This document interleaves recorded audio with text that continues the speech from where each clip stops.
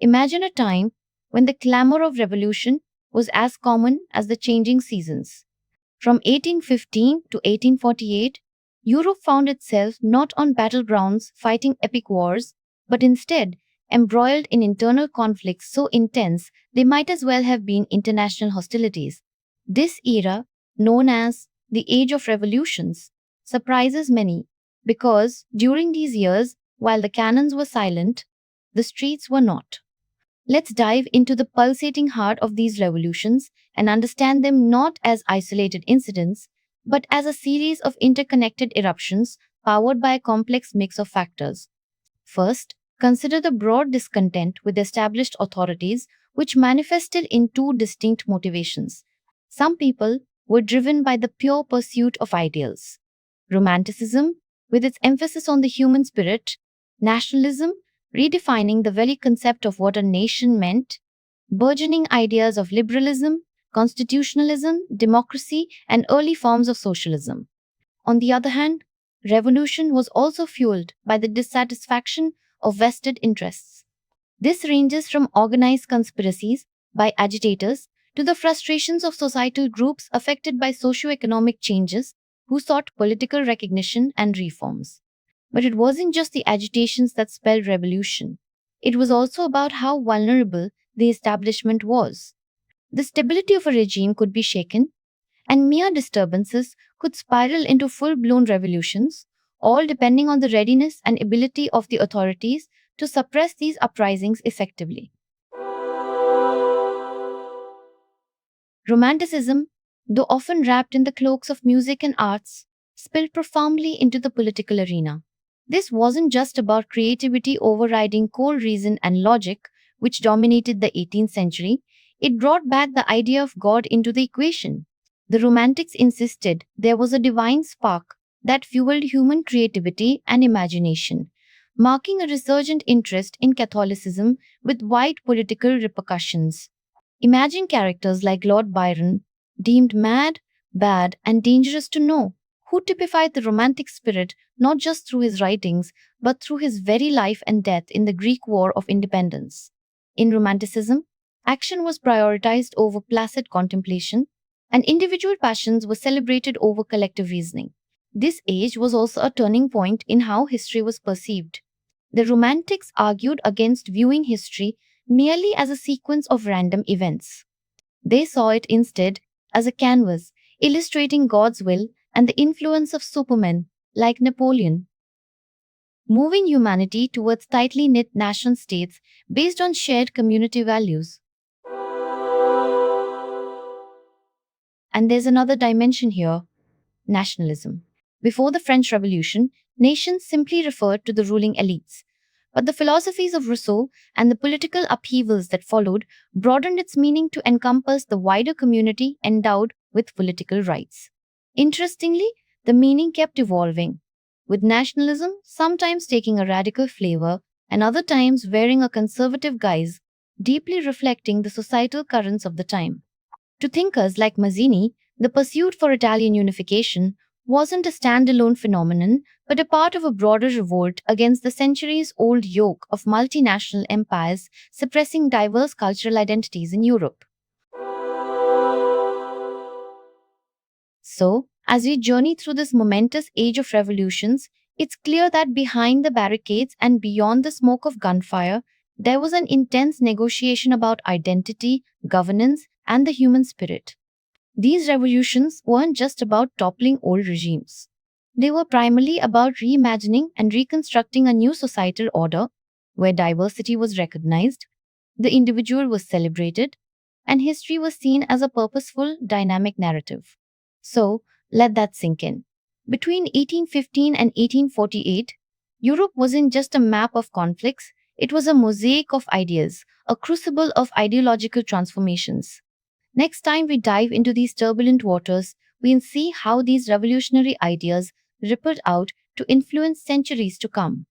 Stay tuned. The rise of nationalism, infused deeply with cultural identity, and the debates around liberalism and socialism are not just political footnotes in history. They're pivotal movements that have shaped modern societies in profound ways. Let's dive deeper into these ideological currents. Firstly, consider how Johann Herder impacted nationalism.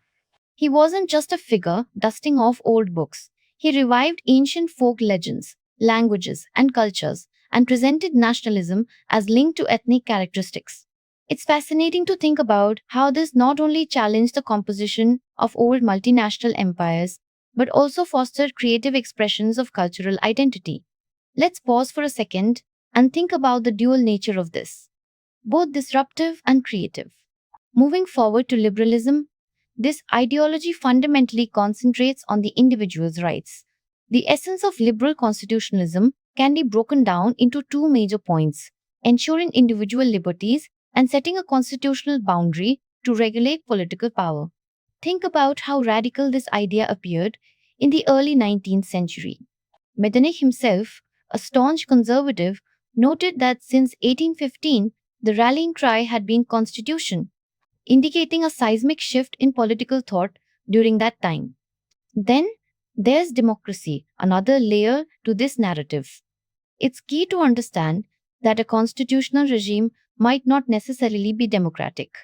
Democracy emphasizes equal political rights for all citizens, but this comes hand in hand with challenges such as balancing equality of opportunity and preventing the marginalization of the poorer classes by the more affluent.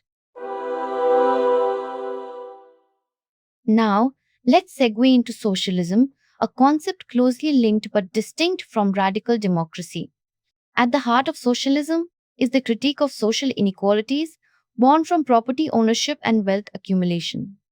The grim realities faced by workers in the early days of industrialization, where survival was a daily struggle, were catalysts for proposing a more equitable societal organization. Consider St. Simon's perspective, a former army officer who saw the potential for a society where production was maximized by eliminating wasteful competition and where labor was truly valued. His ideas subtly influenced key figures like Louis Napoleon, who some might say was Saint Simon on horseback.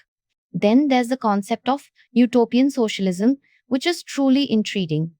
Figures like Charles Fourier, Pierre Proudhon, and Robert Owen envisioned communities where large scale politics were redundant, cooperation was the norm, and private property was absent, famously declared by Proudhon as property is theft. These ideas contrast sharply with those of Louis Blanc, who advocated for state sponsored cooperatives to dismantle capitalism, a more hands on approach using the power of the state.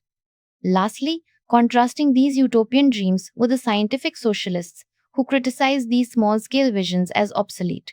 They were preparing the ground for what would become a dominant force in world politics. These threads of thought, nationalism, liberalism, democracy, and socialism, aren't just relics. They've influenced revolutions, shaped nations, and changed the courses of lives. Isn't it fascinating how ideas that once seemed so radical or utopian are now fundamental elements of our political landscape? As we continue to explore these movements, remember that the evolution of these ideologies shows the power of ideas to incite change, challenge old systems, and imagine new ways of organizing society. Ideas that once were merely philosophical debates have left a substantial imprint on how we view freedom, rights, and the role of the state. It's a testament to the enduring power of political thought in shaping the world.